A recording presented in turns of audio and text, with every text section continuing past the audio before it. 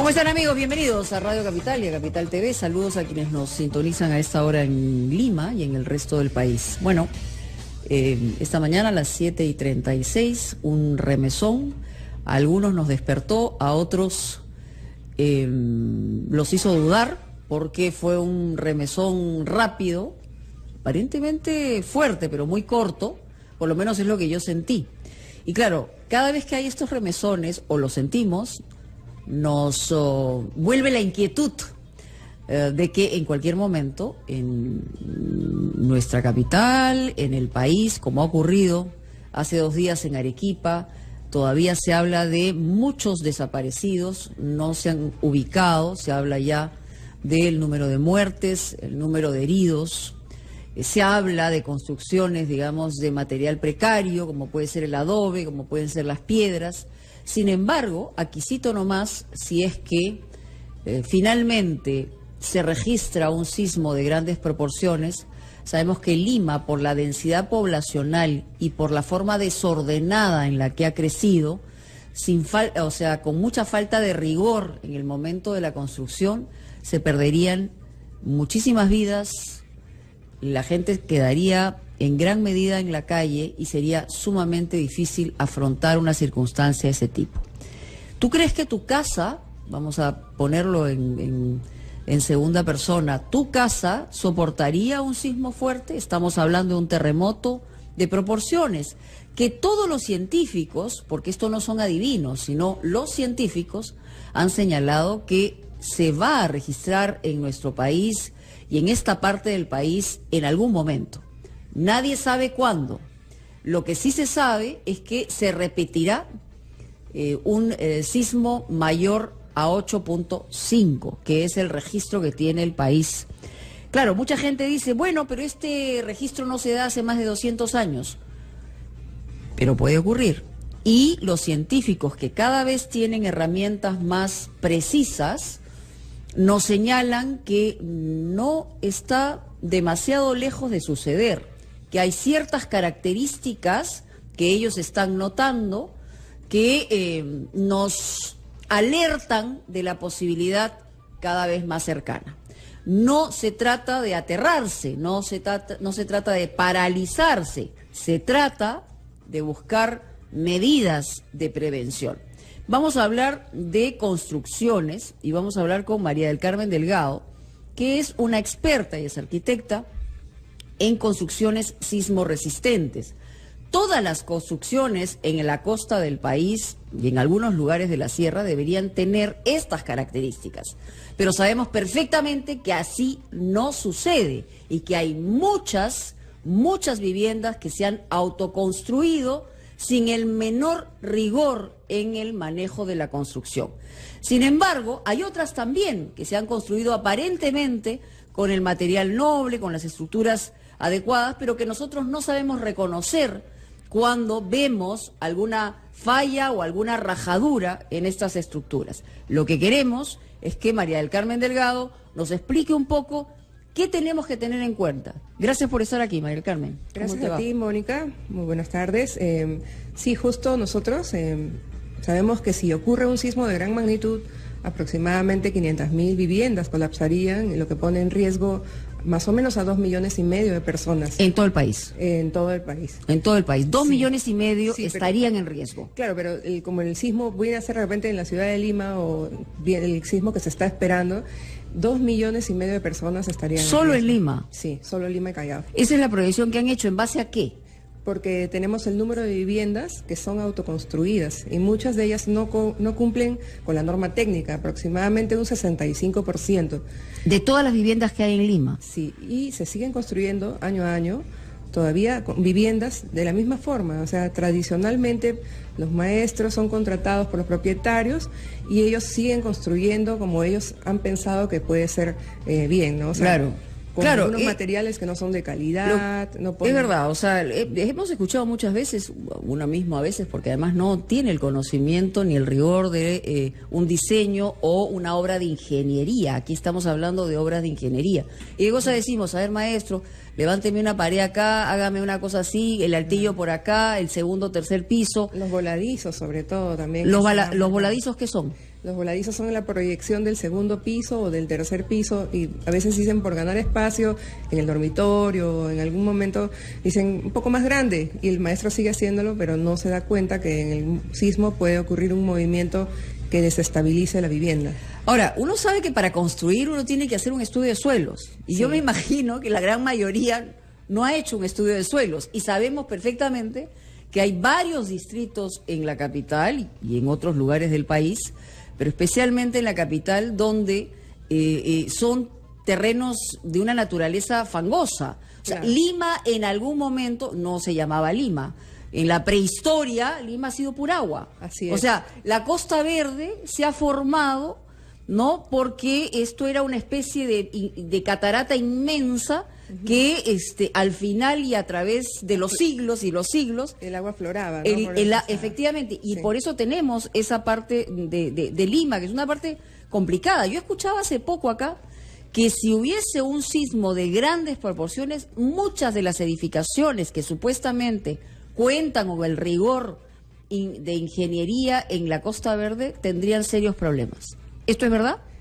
La verdad es de que estas edificaciones, como son tan grandes, han tomado sus precauciones para hacer los muros de contención.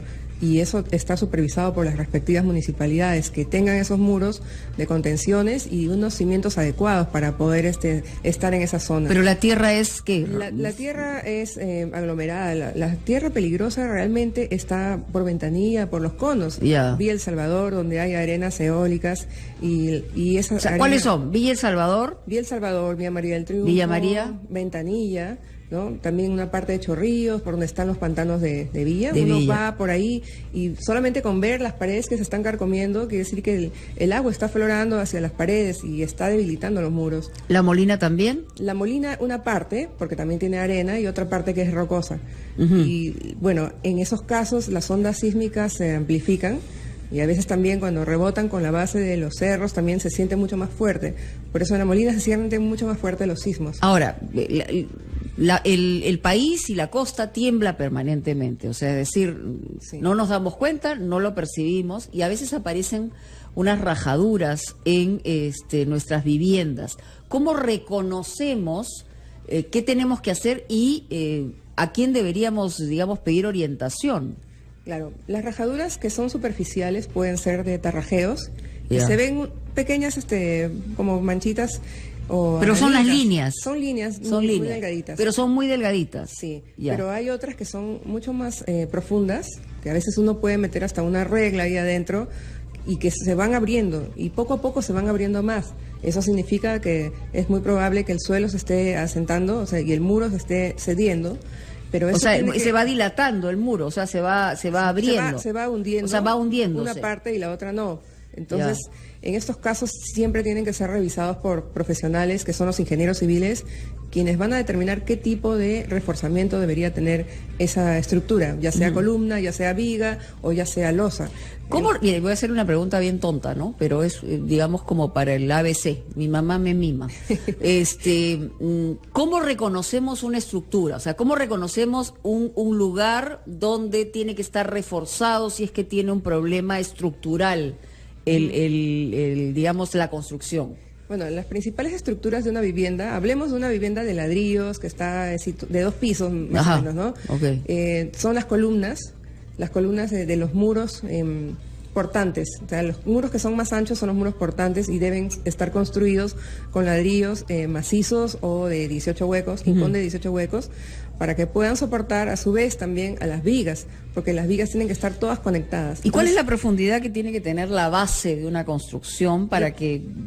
eso depende. Dependiendo del suelo, aproximadamente 80 centímetros. Ya. Pero siempre tiene que fijarse, si es un suelo muy blando, tiene que tener otro tipo de cimentación, no necesariamente un cimiento corrido, sino de repente unas zapatas que ya son reforzadas con parrillas de fierro. Ok. ¿no? Entonces, Eso sí son suelos arenosos, si son suelos, digamos, suelos blandos, sí. blandos, Así ¿no? Y los suelos duros sí necesitarían solamente un 80%, 80 centímetros de aproximadamente. profundidad También prox. depende cuánto va a tener la vivienda, cuántos pisos, ¿no? Ya. Una cosa muy ¿Y cómo importante. se ve el peso? Porque, digamos, a veces ponemos ladrillo sobre ladrillo y ahora hay otros materiales de menor, digamos, peso que podrían ayudar a una edificación más segura. No lo sé, estoy Claro, sí, o sea, la especulando. mayoría tiene que hacer su muro en el primer piso y los muros del segundo piso pueden ser, si es que no va a llevar otro piso encima, pueden ser los tabiques de ladrillo pandereta, que son más livianos, que son unos ladrillos con tubos que son tubulares, ¿no? Que son horizontales, o también de drywall. Pero el cascarón de la casa sí tiene que ser con los muros portantes y las columnas y la viga. Es lo que sostiene. Claro, todo eso tiene, por eso se llama albañilería confinada, porque están unidos entre ellos. Entonces hay un movimiento sísmico, todo vibra al mismo tiempo. Y las dimensiones y las proporciones tienen que ser exactas, porque de lo contrario eso no funciona. Ahí está el kit del asunto. Luego de la pausa, tenemos que ir a una pausa, regresamos con sus llamadas telefónicas. ¿Crees que tu casa soportaría un terremoto, un sismo de grandes proporciones? 212-5353-0824-82. Tenemos una experta en construcciones sismo resistentes y ella nos puede dar pautas para saber si estamos o no preparados, ¿no? Volvemos.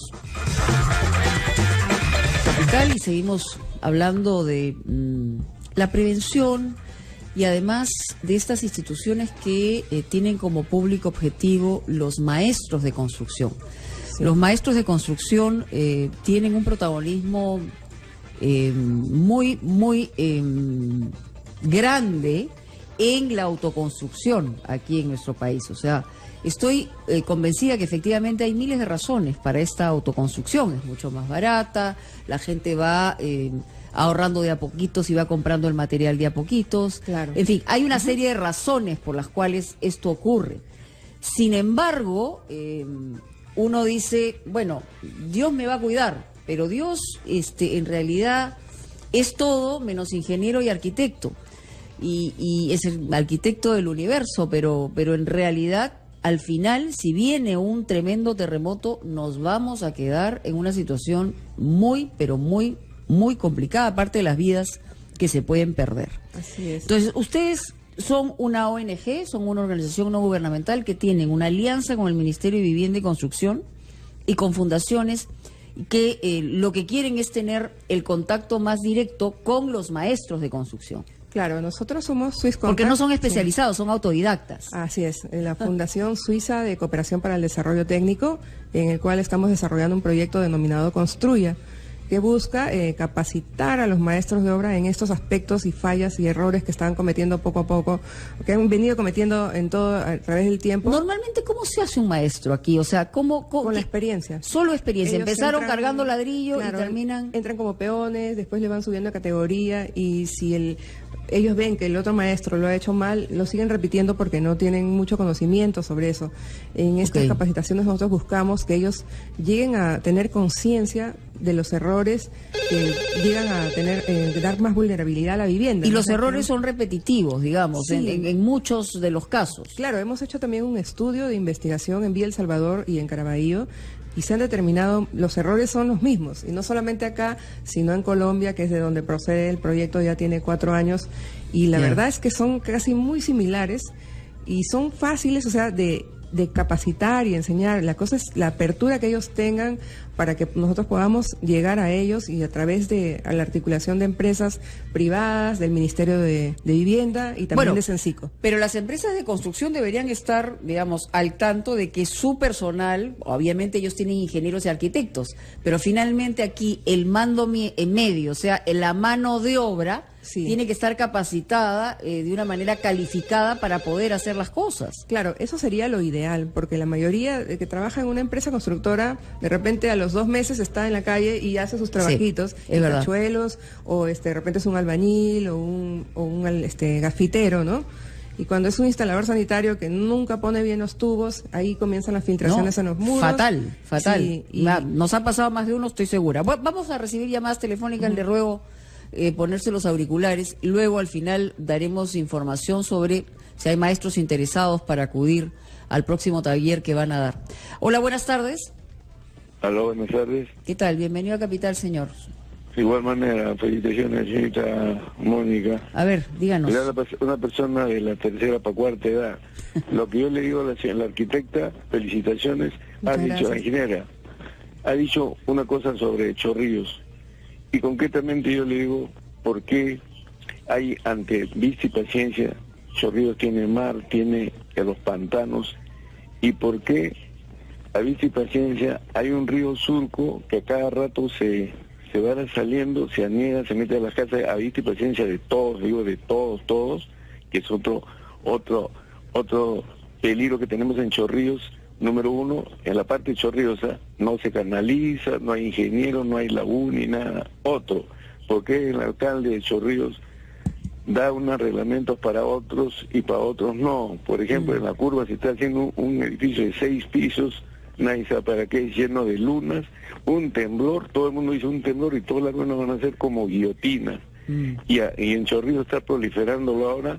Ya tenemos Santa Mónica, ya tenemos Virgen de Fátima, ya tenemos el Poder Judicial, lo que era la Casa del Adulto Mayor, el alcalde lo ha dispuesto ahora para que sea sede de gobernación, dice que ese edificio en la curva es la nueva sede del Poder Judicial, y ahora te estaría haciendo Marañita 2. ¿Qué pasa? Alrededor de la cárcel, todo el mundo quiere, con toda justicia, quiere de lejos, viene a ver a sus familiares y trata de alquilar y hacer las invasiones o instalaciones precarias de vivienda. Muy bien, y está claro, y yo creo que tiene que haber un compromiso de los alcaldes, porque el otorgamiento de licencias no puede ser como una especie de sorteo festival, ¿no? Tiene que haber mucha rigurosidad en el lugar donde se da licencia para construir. En muchos distritos de la capital se hace, en otros no. Claro. Y en otros son mucho más flexibles, pero ahí hay una preocupación, imagino, que también tiene que ver el Ministerio de Vivienda, ¿no? Porque tiene que supervisar qué es lo que está pasando en los distritos del país, ¿no? Así es, directamente tiene que ver el gobierno local, o sea, la Municipalidad de Chorrillos ese tema, y sí sería bueno que le hagan llegar, ¿no? O sea, esas quejas o eso, canalizarlo a través de eso para que pueda haber también lo del río Surco, porque de hecho que cada municipio tiene un comité o un área de defensa civil y de prevención de riesgos, quienes tienen que ver, ir a revisar y a evaluar cómo está esa zona y después plantear una solución. Sí, en algunos lugares es muy riguroso el tema de la licencia, claro, en otros la verdad no tanto, y además detrás de eso, y hay que decirlo con todas sus letras, hay evidentemente en muchos casos corrupción. Pero lo cierto es que si hay peligro, más vulnerabilidad en el lugar, como ustedes dicen aquí en su tríptico, hay un riesgo. Así es. ¿No? Las zonas propensas a inundaciones, cerca al mar, cerca al río, cerca, digamos, a plantaciones o lo que fuera, van a tener más posibilidades de tener riesgo. Así es. ¿No? Y no quiere decir que no se pueda construir, lo que quiere decir es que se tienen que tomar otras precauciones. Otras medidas. Otras medidas. Y tiene que utilizarse, o sea, no se puede ahorrar necesariamente en el material, porque el material es sustantivo de la posibilidad de tener una mejor prevención. Sí, primeramente tienen que verse los planos por especialistas, por el arquitecto y los ingenieros correspondientes, el de estructuras, el de instalaciones sanitarias, el de instalaciones eléctricas.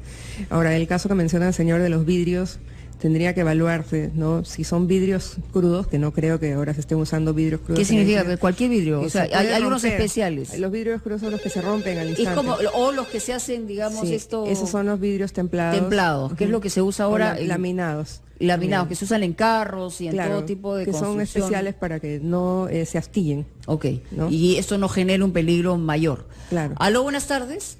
¿Aló? Sí, bienvenida, Capital. ¿Cómo está? Buenos días, señora Mónica. ¿Cómo le va? Mire, yo tengo una gran preocupación desde muchos años. Me compré mi casita acá por Surco, pero me preocupa por a unas 5 cuadras con Chorrillos, y tanto que hablan de Chorrillos, que es un muy suave, ¿no?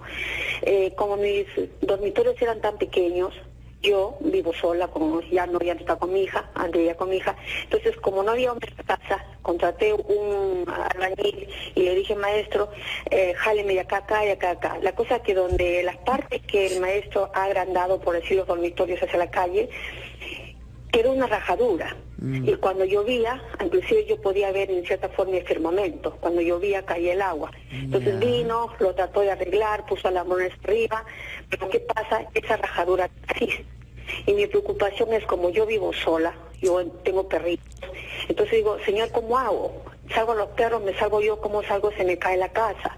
Mi pregunta es, ya que está con la especialista, con la arquitecta, ¿con quién podría hablar yo para que, por favor, vinieran a verme cómo está esto de mi casa, porque se vaya a caer con un sismo, y cómo puedo hacer para, de alguna forma, asegurarme? Yo le agradecería si me podrían ayudar, por favor. Bueno, su caso grafica muchos casos. Así es, o sea, sí. eso de decir por aquí, por allá, agarrándole un poquito, el maestro no va a decir que no, ¿no? Tiene que ser con un ingeniero civil, de todas maneras, porque ellos son los únicos, y lo dice también en el Reglamento Nacional de Edificaciones y todo, que ellos son los únicos que pueden determinar qué tipo de reforzamiento tiene que tener la casa, porque es como un doctor, Ahora, ¿no? O sea, esta señora, digamos, imagino que sus recursos no son grandes, pero ¿qué podría hacer? Ir al colegio de ingenieros y pedir una...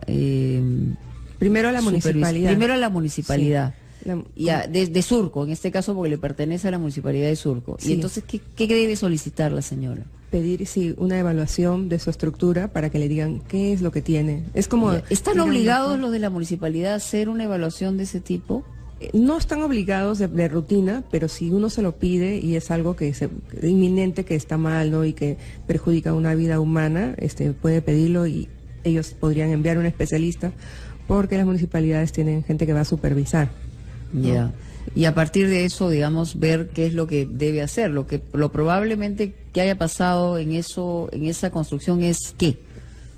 Si es que está viendo la rajadura, es muy probable que la losa no sea compacta y que de repente sea rajado por el peso que tiene el voladizo que ha hecho después, ¿no? O no se haya unido bien un concreto antiguo con uno nuevo. Es peligroso. Es más o menos peligroso, pero se puede subsanar. O sea, se puede solucionar, sí, hay solución. Sí, reforzándolo de alguna forma, o sea, tendría uno que... Pero no ver, podría ser un maestro, tendría que ser, digamos, con indicaciones de un ingeniero. Claro, un ingeniero debe evaluarlo. Ya. Lo que yo decía es como un doctor que, por ejemplo, uno tiene fiebre y sabe que tiene fiebre, pero tiene que hacerle todos los análisis correspondientes para saber qué tipo ¿Qué origina la sí, fiebre? Así es. Así es, porque si uno toma una pastillita nomás puede ser que la fiebre se O sea, mantenga. por un apéndice o algo así, ¿no? Vamos a hacer otra pausa y ya regresamos con más llamadas. Seguimos conversando con María del Carmen Delgado ella es una arquitecta experta en construcciones de sismo resistentes, que es lo que tenemos que tener en cuenta en todo momento aquí en nuestro país. Volvemos. Estamos comentando con María del Carmen Delgado, nuestra especialista hoy en construcciones de sismo resistentes, que en la época inca y pre-inca había una noción establecida respecto a la resistencia de una construcción. De lo contrario, y utilizaban piedra, básicamente piedra, ¿no? Barro, Sí. ¿no? Y paja. Sí. Creo que eran las tres cosas que se utilizaban en las construcciones. Pero no tendríamos hasta ahora, digamos, los vestigios que tenemos si no hubiera sido bien construido. O sea, no solamente es un tema material, básicamente es un tema estructural y de entendimiento del espacio.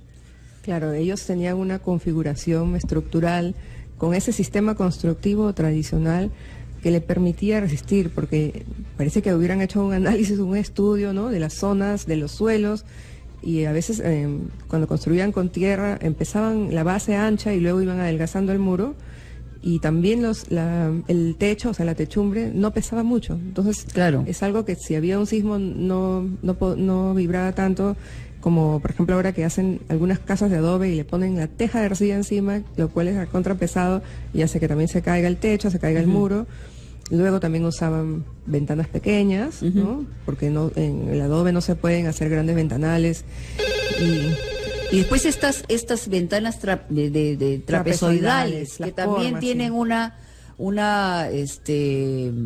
digamos, una aplicación práctica Sí. respecto a la resistencia que podían dar, ¿no? Claro. Entonces, digamos que, teniendo en cuenta nuestra propia historia de construcción, lo que nos está matando hoy es la informalidad en el manejo de la construcción.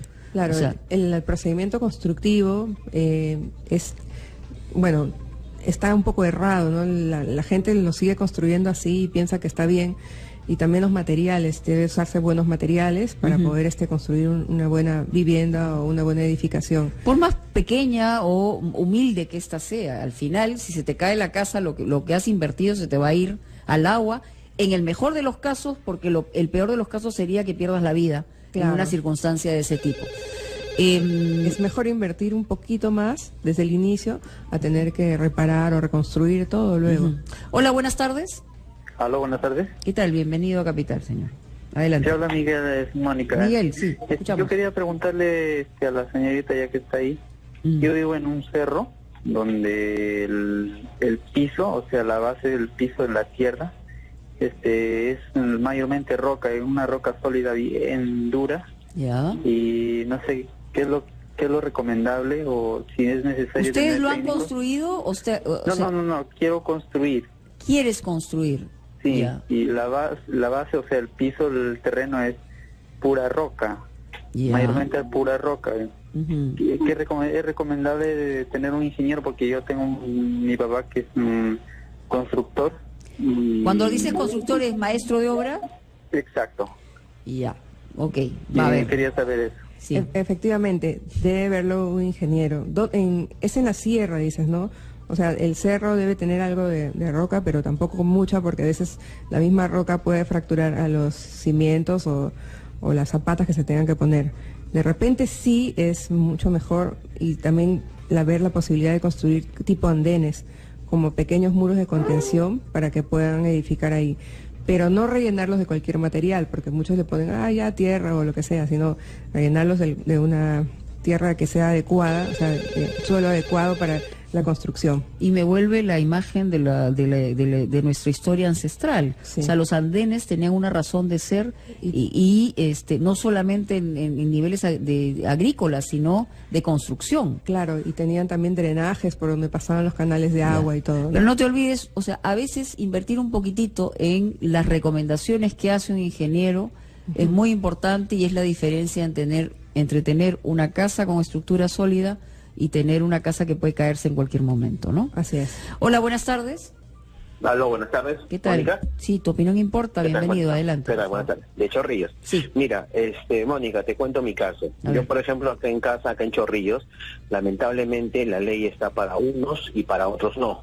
Por ejemplo, yo acá en casa, en la parte donde yo vivo, nos exigen construcción con planos de corriente, de agua, todo bien, como dice, bien tedioso.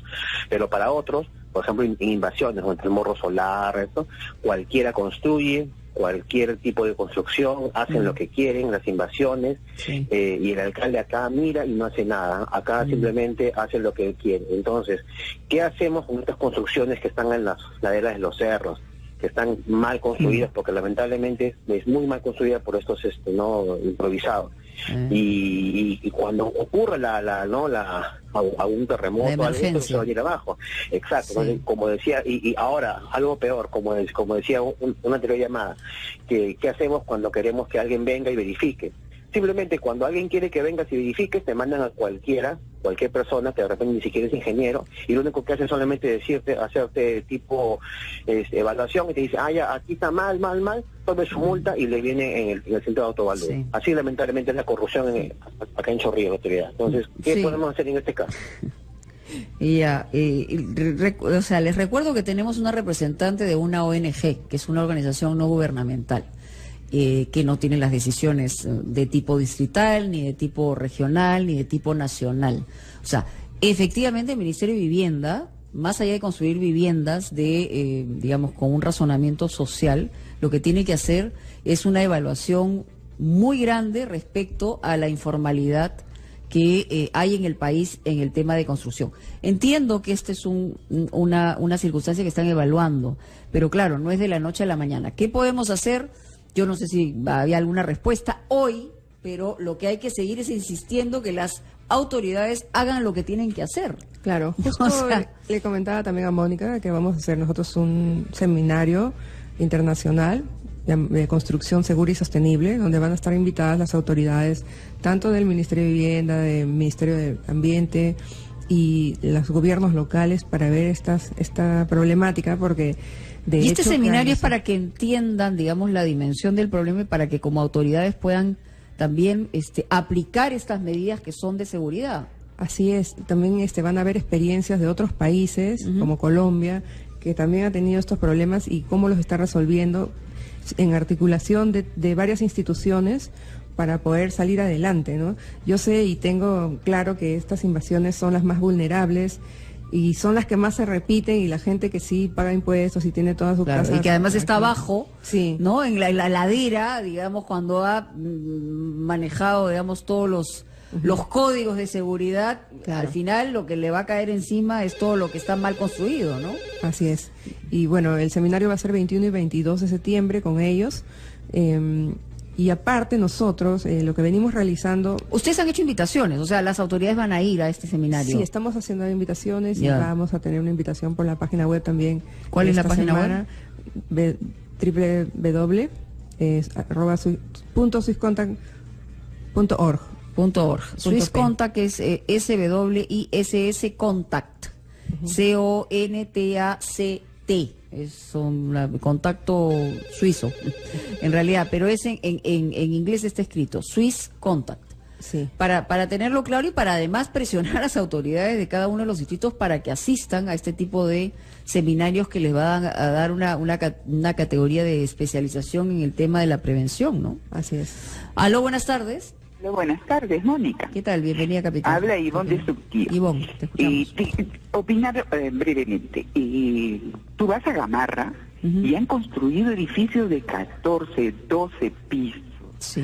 donde se nota que ha habido primero un edificio de 2, 3 pisos y ellos han construido... Han seguido construyendo para arriba.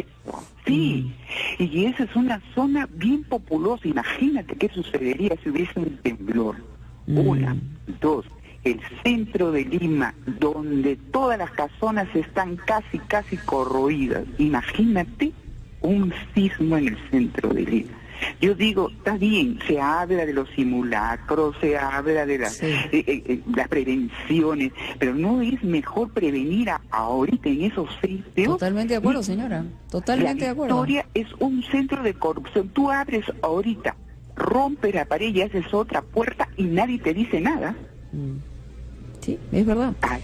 Autoconstrucción, la gente hace lo que le da la gana, las licencias en algunos casos se entregan por razones oscuras, en fin, hay una serie de problemas que están vinculados al tema de la informalidad, Claro. ¿no? Y no nos estamos dando cuenta que estamos abultando más y más las posibilidades de terminar en una tragedia.